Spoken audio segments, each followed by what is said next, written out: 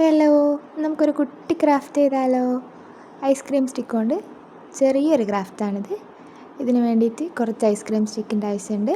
അപ്പോൾ ഈ ഐസ്ക്രീം സ്റ്റിക്കൊക്കെ ചേർത്ത് വെച്ച് ഒട്ടിക്കുക. ഇതിന് വേണ്ടി നമുക്ക് ഇങ്ങനത്തെ ഒരു 3 പീസിൻ്റെ ആവശ്യമുണ്ട്. കൂടാതെ വേറൊരു പീസിൻ്റെ ആവശ്യവും കൂടെ ഉണ്ട്.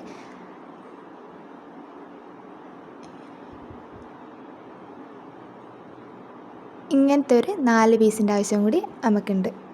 ഇതെല്ലാവർക്കും ചെയ്യാൻ പറ്റും. വളരെ സിമ്പിളായിട്ടുള്ള ഒരു ക്രാഫ്റ്റാണ്. സമയമൊന്നും അധികം വേണ്ട, പെട്ടെന്ന് ഉണ്ടാക്കി തീരും.